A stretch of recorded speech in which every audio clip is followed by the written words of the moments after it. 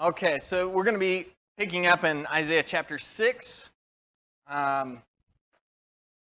The question at the top of the handout asks about public speaking, and the irony of asking about that is not lost on me.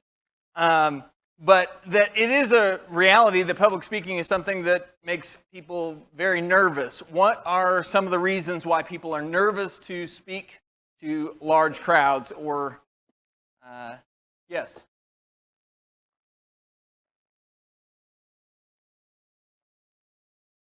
So nervous people are smarter than not nervous people. Okay. That was Todd for the live stream. Yes. Yes. Okay. Yeah, so the way that people react to it, they may not accept what you're saying. Yep. That would be another reason. Any others? Yeah.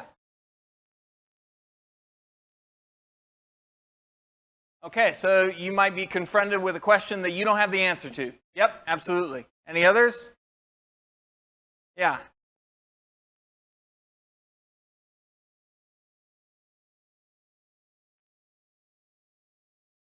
Yeah, misspeaking, saying something backwards, just looking silly or awkward. Yeah. So these kind of give us some of the ideas of why we as people in general have that sense of nervousness in front of large crowds. Now, I want you to imagine that in view of chapter 6. Because in chapter 6, the scene here are the Lord of hosts and the great and mighty seraphim, these angelic beings. And so this is the situation that Isaiah finds himself in. Chapter 6 is an interlude between two sections. Chapter 1 through 5 put a focus on, here is the nation as it is right now. It's on this downward spiral. There are many, many problems. If you remember the context of the divided kingdom at this time period, the northern kingdom is very close to going into Assyrian captivity. They've not had a good king in the bunch. Isaiah is now living during the time period of the southern kingdom, and there are some good kings in there, but they are also a rotting bunch of apples. They're just not quite as far behind. And so God has laid out for them that they as a kingdom are becoming more and more destitute of godliness, and things are spiraling out of control, and God will intervene. But the hope is that someday there will be, according to the promises of God, a kingdom that is not of that quality. That kingdom is what you're a part of right now, the church that Jesus bought with his blood. And so in chapter 6, after looking all of that problem, there is this vision of Isaiah that we're given of him standing before God. So in chapter 6 it says, in the year that King Uzziah died, I saw the Lord sitting upon a throne high and lifted up. That, if you're looking on that timeline there, that's about 740, 739 BC is this time period of this. So this is near the beginning of Isaiah's time. And so I saw the Lord sitting upon a throne high and lifted up, and the train of his robe filled the temple, and above him stood the seraphim. Each had 6 wings. With 2 he covered his face, with 2 he covered his feet, and with 2 he flew. And one called to another and said, Holy, holy, holy is the Lord of hosts. The whole earth is full of his glory. And the foundations of the threshold shook at the voice of him who called, and the house was filled with smoke. And I said, Woe is me, for I am lost. For I am a man of unclean lips, and I dwell in the midst of a people of unclean lips. For my eyes have seen the King, the Lord of hosts. As you listen to the language of this scene, for those of you who have some familiarity with other books of the Bible, what does this scene remind you of? What are some other areas or parts of the Bible that have scenes similar to this? Revelation. Yeah, that's right. Revelation has a scene very similar that's referred to oftentimes as the throne scene. You've got God sitting on his throne with a great rainbow all around, and these angelic beings before him, the four living creatures. That's one. Another is in the book of Ezekiel. If you look in Ezekiel chapter 1, you'll see a similar scene of these creatures that are fantastical and powerful and dangerous. And here is Isaiah standing in this vision, and here is God right before him, and these angelic beings that would be terrifying in their power and might and size, and they are all crying out how much greater the one who's sitting on the throne is than them. And so Isaiah's language is one of great nervousness and fear. That's why I asked that question, is to put ourselves in that mindset of thinking, if we get nervous or fearful of speaking in front of a group, can you imagine how Isaiah was in standing before God with these great and mighty seraphim around him? And his language is immediately one of grieving and mourning. Woe is me, for I am lost. I'm a man of unclean lips. When he says, I'm a man of unclean lips and I dwell in the midst of a people of unclean lips, somebody paraphrase that for me. What does he mean?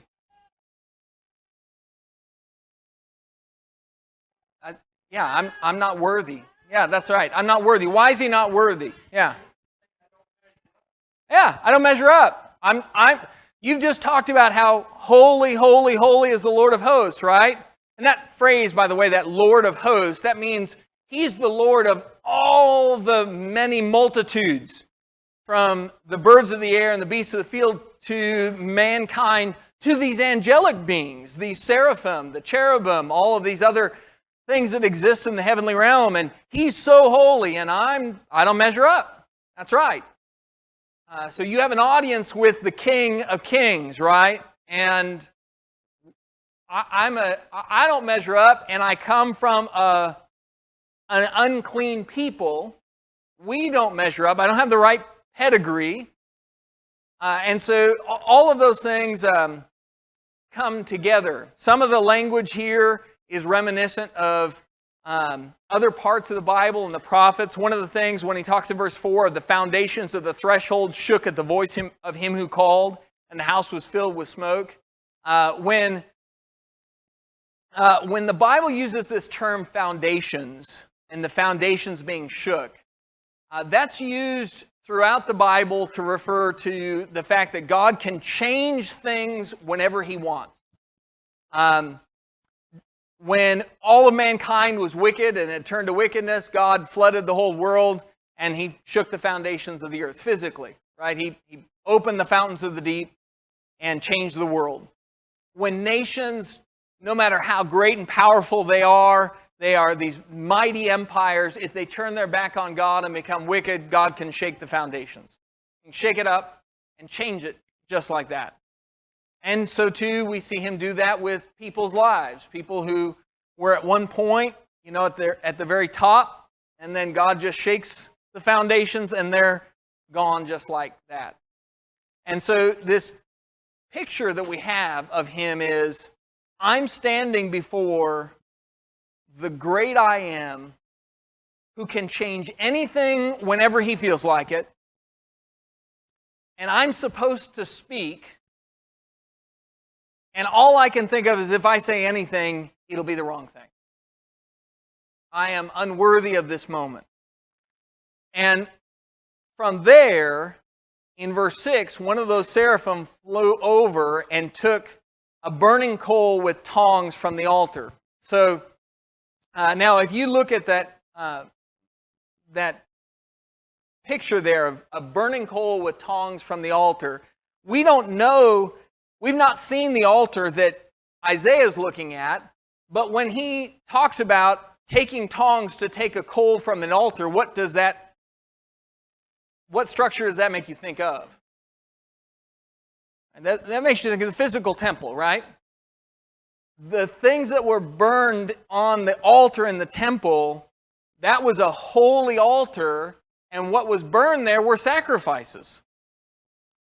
That's where the animals were sacrificed, and the burning coals were a holy thing. When Nadab and Abihu went to burn incense, and they went to burn incense to the Lord, it says they offered to him strange fire. The fire that the incense was supposed to be burned with was fire that was gotten by taking tongs, getting the coals from the altar, and then bringing it into the holy place to burn the incense with that. So the imagery that we have here is Isaiah is being cleansed by this coal that's put on his lips that came from the altar of sacrifice. Now there's several different things here that are very powerful images of Jesus. Remember, the goal of this class is not all of Isaiah. We're going to skip big chunks. But to see Jesus in Isaiah. Now I want you to go over in your Bible, go over to John chapter 12. Turn in your Bible to John chapter 12.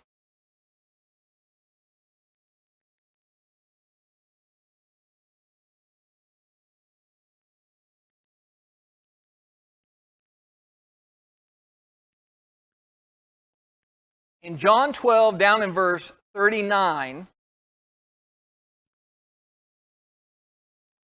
it will say, "For this reason they could not believe, for Isaiah said again, He has blinded their eyes, and He hardened their heart, so that they would not see with their eyes and perceive with their heart and be converted, and I heal them." Now that is from chapter 6. It's from this encounter in this vision where God is going to tell Isaiah, "I'm sending you to go and preach, and the people will not see, and they won't hear, and their hearts will be hardened."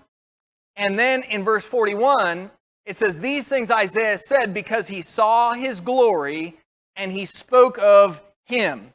The context of John 12 is the him there is Jesus. So Isaiah is quoted in the New Testament as he is given this vision and told to go preach to people who have ears but won't hear and eyes but won't see, which should remind you of the New Testament, because when Jesus preached, what did people say? Right? Same thing, right? It was they had eyes. He said, if you only had eyes to see and ears to hear. And it says that he saw the glory of Jesus. Now turn back in Isaiah 6 with me. With it, John 12 in mind, that he saw the glory of Jesus, read verse 5. "Woe is me, for I am lost. For I am a man of unclean lips, and I dwell in the midst of a people of unclean lips. For my eyes have seen the King, the Lord of hosts." Your mind probably naturally jumped to him seeing the Father there. But John 12 tells you, who did he see? He saw the King, the Lord of hosts, Jesus. Now, did he know it was Jesus? No. He doesn't know that at all. But the context here is that Jesus has always been. Remember how Jesus himself will say, before Abraham was, I am. Right? Jesus always has been. He's there in the beginning of creation. Here in this vision, he sees the King, the Lord of hosts, and the New Testament confirms that was the glory of Jesus that he saw. And it is Jesus that when he thinks of speaking before, he says, "I'm lost. I'm a man of unclean lips. I can't talk." Now, a lot of times when we think of Jesus, we think of the guy wearing sandals and walking through the land of Israel. And that's the picture that the world has too, is that he's this very loving, friendly, gentle man. But when you look in Isaiah 6, what was Isaiah's vision of Jesus? How would he have described Jesus? What? Yeah, he wanted to die. That's right. Don't make me stand before him. Now, let's add to that one extra layer. He's made to stand before him because he's cleansed by this coal from the altar. Now, is this the physical altar in the temple? Is that where he's at? No, right? This is a vision. He's seeing a spiritual realm. The physical temple was always according to the pattern. It was a shadow of things that are greater. So all the sacrifices made on that altar of bulls and rams and goats was just a shadow of the real thing, of the real altar that actually saved souls, and what was sacrificed on the spiritual altar. It's Christ. That's right. Christ was sacrificed. So I want you to paint this picture in your mind with me of how this is the gospel in completion here in chapter 6. Isaiah comes before Jesus. Now, does he know he's Jesus? No. But he knows he's Lord and King. And he comes before him and he says, I'm unclean. I'm lost. That sounds like New Testament language, doesn't it? I'm lost. I'm an unclean man of unclean lips. And then there is a sacrifice made that cleanses him. And that sacrifice, Isaiah doesn't know it, but the sacrifice that will cleanse him is the king he's standing before right then and there. They're the same. Now Isaiah doesn't know any of this stuff.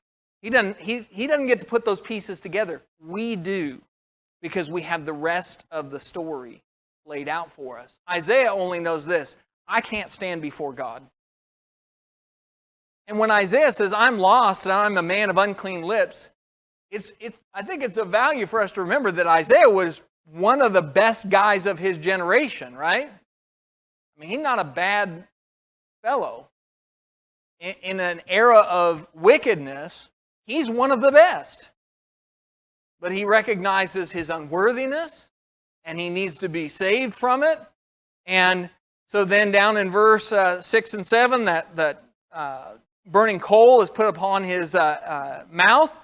And he touched my mouth, and he said, behold, this has touched your lips, your guilt is taken away, and your sin atoned for.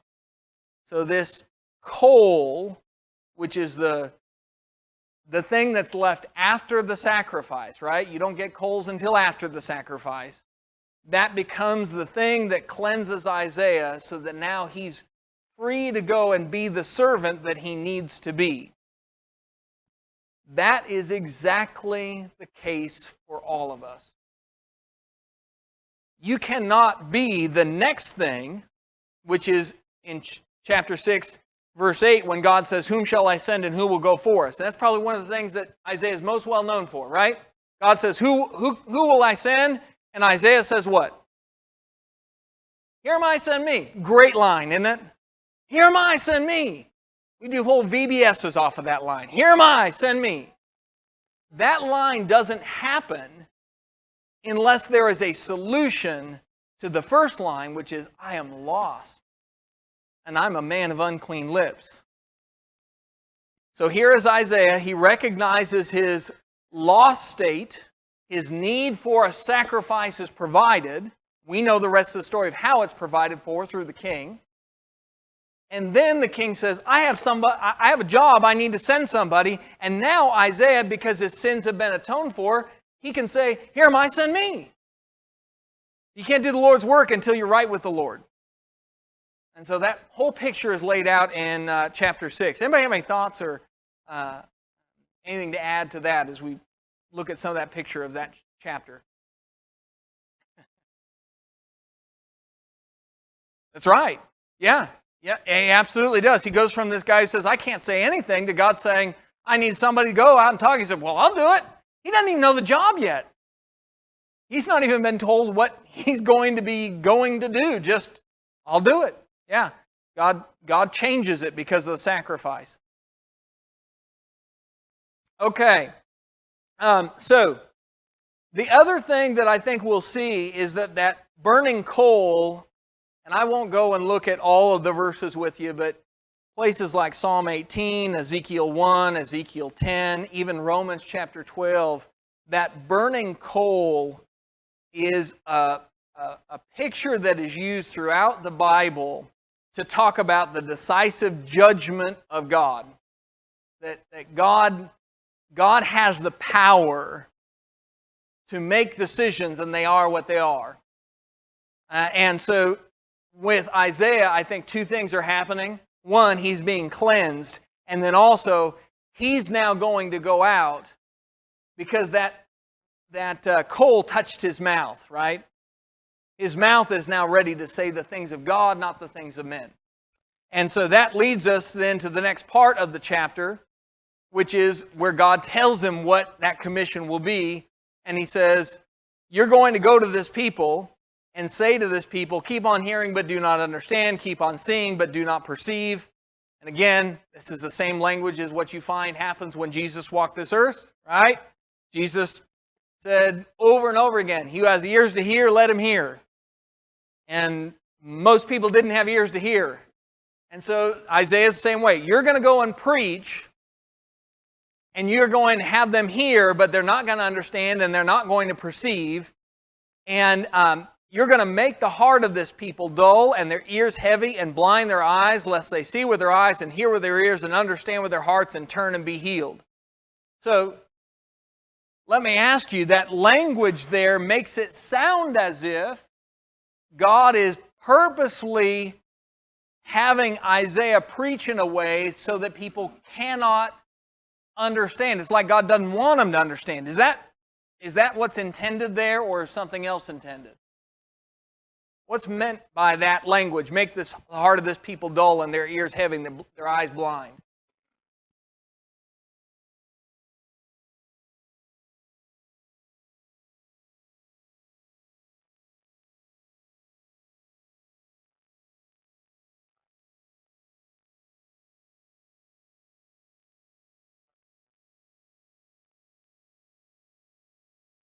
Mm-hmm.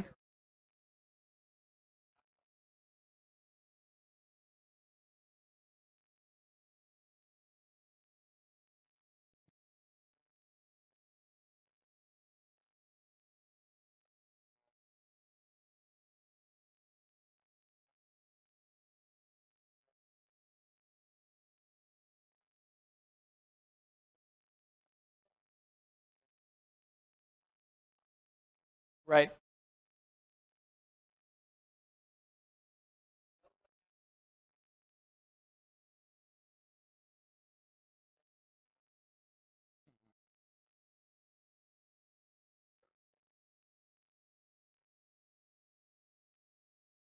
Mm-hmm.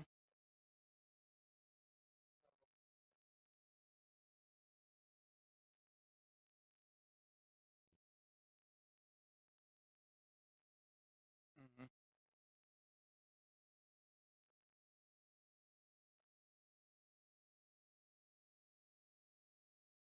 Mm-hmm.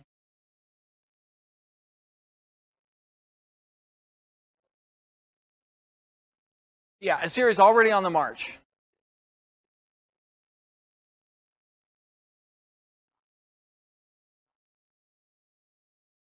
Mm-hmm. And it seems the pattern we see oftentimes with God is that when people have made a choice, He will speed that choice along, right? You take like Pharaoh. Moses goes and preaches to Pharaoh, and what happens to Pharaoh's heart? It's hardened, right? The preaching doesn't make it better, it makes it worse. And you see that pattern with Jesus. He would preach. Some people, their hearts are softened. Other people, their hearts are hardened. God is not, doesn't have a problem with continuing to calcify what has already been decided. If you're going to go that direction, just keep going. And you're right, judgment is in the works. I mean, it's not like this is a neutral group of people. They've already been acquiring and living idolatrous lives, and God's saying, if that's what you want, this preaching will drive you further from me instead of closer.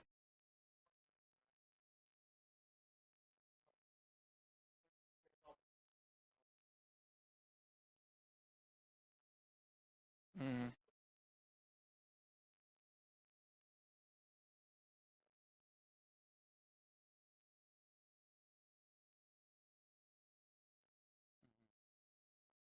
Yeah, yeah. He's seeing the direction of the heart. I mean, he's talked about the direction of the hearts of these people already. So, yeah.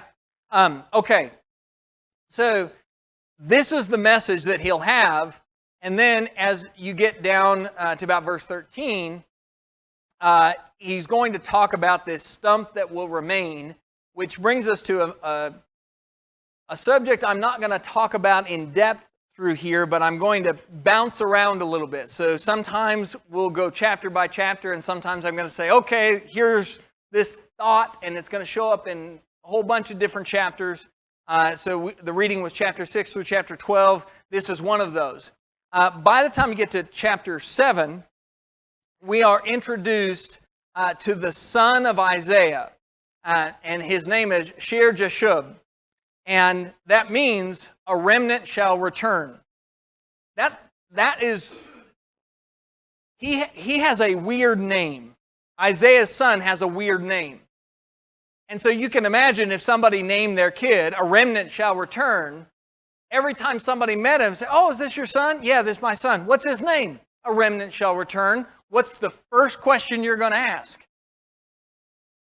Oh, why'd you name him that, right? That's an interesting name. Why'd you name him that? And so if you're Isaiah, I'm so glad. You ready for your sermon? Right, that's what is coming with this name. A remnant shall return. Now, throughout the text of Isaiah, that remnant is talked about. That small torn portion that will remain even after all the judgment is done. So we've seen this process. There's the 10 northern tribes, and they'll be wiped out first. And then there's the 2 southern tribes, and that southern kingdom will last longer. But even then, of the southern kingdom of Judah, where Isaiah is, their wickedness will continue to catch up with them. Their rottenness will continue to corrupt and pervert. But there will always be this portion, a remnant that will remain. And in verse 13 of chapter 6, it talks about, though a tenth remain in it, will be burned again. So comparing the house to the house of Judah and all its cities, he says, look, if 10% of it remains, even if that's what remains, it'll be burned. Like a terebinth or an oak whose stump remains when it is felled. The holy seed is its stump. In chapter 6, he ends it by saying, look, if you think 10% of you are going to survive through this, that's not likely. But even if 10% did, you'll be a burned husk of what you once were. It'd be the 10%. It'd be like saying, yeah, we didn't cut down all the tree. There's 10% of it left, and you've got a stump. But that stump, he says, that's the holy seed.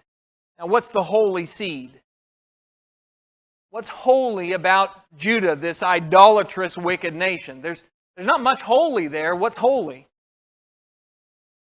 Yeah, it's Christ, right? It's the promise that through that southern kingdom, through the Davidic line, would come the Christ. So that's the remnant being referred to, and it's referred to multiple times in these chapters, chapter 6 through 12. Chapter 6, verse 13, with that holy seed is the stump. Chapter 8, if you move ahead there, and you look in chapter 8, down in verse 17, he says, I will wait for the Lord who is hiding his face from the house of Jacob, and I will hope in him. Behold, I and the children whom the Lord has given me are signs and portents in Israel from the Lord of hosts who dwells on Mount Zion. That's a term you don't hear very often, portents.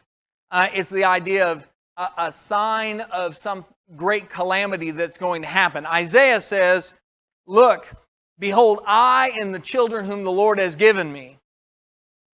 Isaiah is a holy man. He's a righteous man. He'd be part of that remnant that remains faithful to God. And Isaiah says, I have some children too. Well, what does that tell you about them? Isaiah, if you were in that nation at that time and you were a child, not a physical child, but a follower of Isaiah, you're going to be one of those remnant, aren't you? You're going to be one of those people who says, no, we're going to follow the Lord no matter what. And he makes the point, he says, the Lord has given me our signs and portents in Israel from the Lord of hosts who dwells on Mount Zion. that is, that remnant that continues to remain faithful to God, not only are they there because of promises, but they remain as a sign and a reminder of the wicked things that are going to come.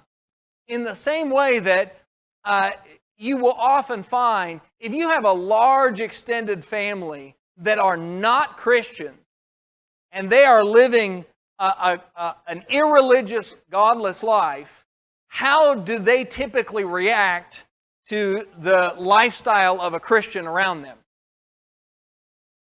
Does it make them more comfortable or less comfortable to be around Christians? Right? It's less comfortable, right?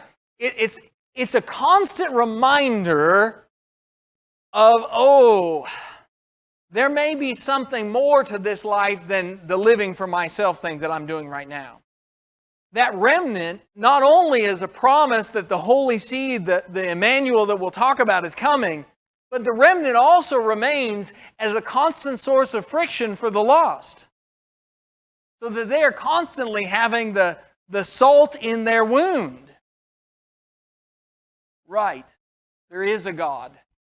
And as all the things unfold of the judgment, and Isaiah and those who are like him are still there, and the words that God gives Isaiah, he continues to preach, how are the people going to feel as bit by bit those things unfold and happen? Isaiah said this, and then 10 years later, boom, it happens.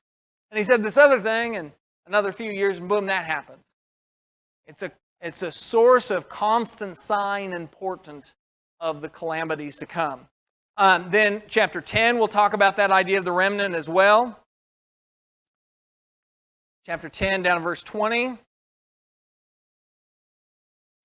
In that day, the remnant of Israel and the survivors of the house of Jacob will no more lean on him who struck them, but will lean on the Lord, the Holy One of Israel, in truth. A remnant will return, the remnant of Jacob, to the mighty God. I want you to remember that returning to the mighty God part. We'll talk about that more as we cover some of the other things in the book. Isaiah makes it clear over and over again that no matter how bad the judgment is, there's a remnant coming back. Now, ultimately, the southern kingdom is going to go off into captivity. Who's going to take him to captivity?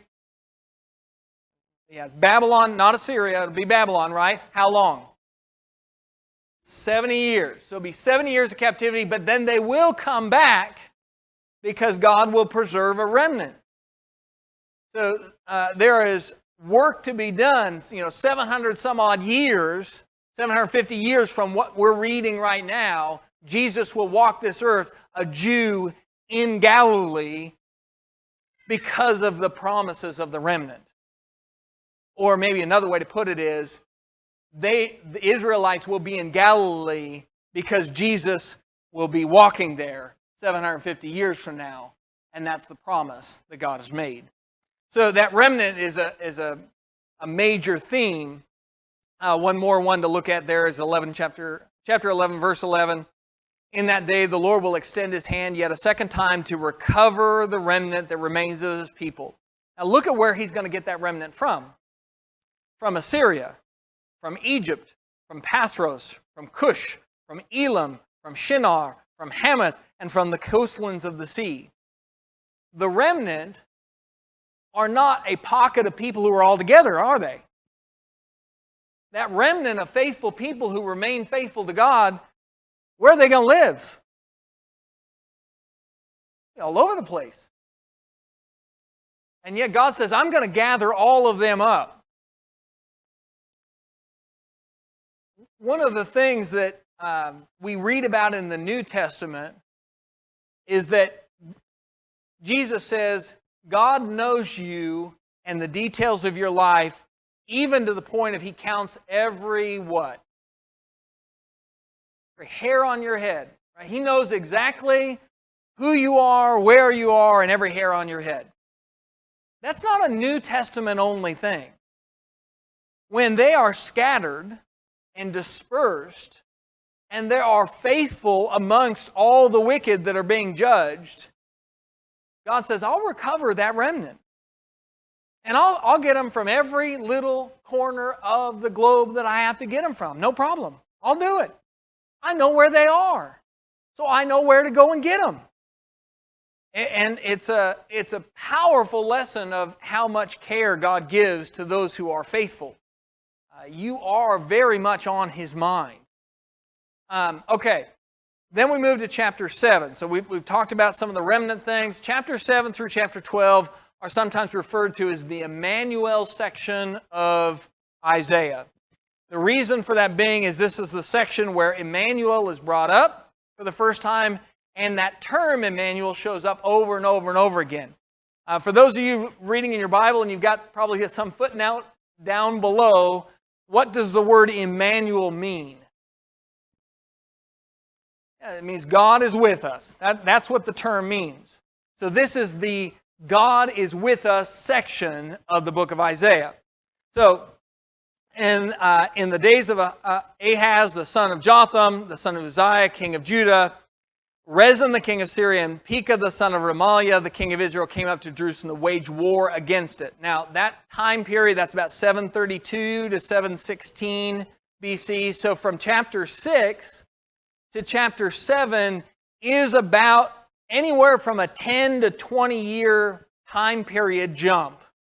So this is not like chapter 6 happened and then tomorrow, boom, chapter 7. So in chapter 7, the context is that you have Syria and Israel, which is the northern kingdom. They've come and they're banding together to fight against Jerusalem, to wage war against it. Now, one of the primary messages of chapter 7 will be, it's going to be fine. Syria and the northern kingdom of Israel, they seem really strong right now, and you're the little guy, but don't you worry, they're not going to take you over. In fact, you get down to chapter 7, down to verse 7 and 8, it says, "It shall not stand, it shall not come to pass, for the head of Syria is Damascus, and the head of Damascus is Rezin. And within 65 years, Ephraim's the largest tribe in the northern kingdom, so sometimes Israel is also called Ephraim. Ephraim will be shattered from being a people, and the head of Ephraim is Samaria, and the head of Samaria is the son of Remaliah. If you are not firm in faith, you will not be firm at all." His point there is, look, they're not going to stand, and the head, which is the highest point, are the two guys who are in charge right now. So the head of Syria is Damascus, that's the capital, and Rezin, he's the guy in charge at the capital. And guess what? They're the head. So they're not going to get any taller. It's not going to get any worse than what it is. They seem as really powerful, and you have in your mind it's going to get worse and worse. No, it isn't. This is as bad as it gets. They're going to fall. So what's the one job you have down in verse 9? As bad as it's going to get, and God's going to take care of them, what's the one thing you need to do? Be firm in your faith. That's it. You just trust God, it'll be fine. Just trust God, it'll be just fine. You'll get through this. You think, and of course we do this, right? When things get bad and then a little worse, our brain immediately jumps and goes, well, if it keeps going at this rate, how bad is it going to get? Right? We do that with the news all the time. Oh, worse and worse and worse, and we extrapolate out. He says, stop doing that. Each day has enough trouble of its own. These guys are bad, but they're about done. And so he turns, and the guy who's king at the time of Judah is Ahaz. And so verse 10, it says, "Again the Lord spoke to Ahaz, ask a sign of the Lord your God, let it be deep as Sheol or high as heaven." That is, ask whatever you want, as big a sign as you possibly want to ask of the Lord, that the things I just told you are going to take place. So what were the things he just talked about in chapter 7 here? What's the promise that he's just made for them? That this is as bad as it's going to get. Right? It's not going to get any worse, it's going to get better. But if you're Ahaz and you see these two powerful nations, Syria and Israel, teaming up to wage war against you, and they're coming up against Jerusalem, your fear is it's going to get a lot worse. So you're going to start mounting the troops and getting prepared, and so Isaiah comes with this promise, don't worry about it, it won't get any worse. In fact, ask God for a sign And he'll give you any sign you want to give you confidence, Ahaz. Now, if you look in the Chronicles of the Kings and you look up Ahaz, good king or bad king? Anybody remember? He's a bad king. He did not do what was right in the sight of the Lord. So Isaiah says, ask of God, He'll give you a sign, ask as big as you want. Now, Ahaz says, I will not ask and I'll not put the Lord to the test. That sure sounds godly, doesn't it? Except, well, let me ask you, when you hear that phrase, I'll not put the Lord to the test, what does it make you think of? Who said that? Jesus said that, right? When somebody asked him to do something that would be a sign, who asked him? It was Satan who asked, right? It was in the wilderness, right? Satan did the asking. So when Satan asks, hey, why don't you do this thing to test God's ability? You say, no, I'm not going to put the Lord to the test. In Ahaz's case, though, who asked Ahaz to put the Lord to the test or to ask for a sign? Who told him to do it? The Lord did. So God says, I want you to do this. You just give me anything. You name it. Now, He's done this with other people. He make the sun stand still, make the shadow go back, those sorts of things, right? But in the case of Ahaz, Ahaz won't do it, and God is displeased with him. Now, because God is displeased with him, He says, hear, O house of David, verse 13, is it too little for you to weary men that you weary my God also? Therefore, the Lord Himself will give you a sign. So now here it is. Now I know we're at just about time. And the reading for next week, I can't remember what I put down. I think chapter 6 through 12 is what I want you to do. I don't want you to worry about that next one. I want you to stick with 6 through 12. I built in a buffer for myself. I'm eating that buffer this week. But God says, since you didn't ask for a sign, I'm going to give you a sign. And that sign is the Emmanuel. And that's where we're going to stop. We'll pick up next week.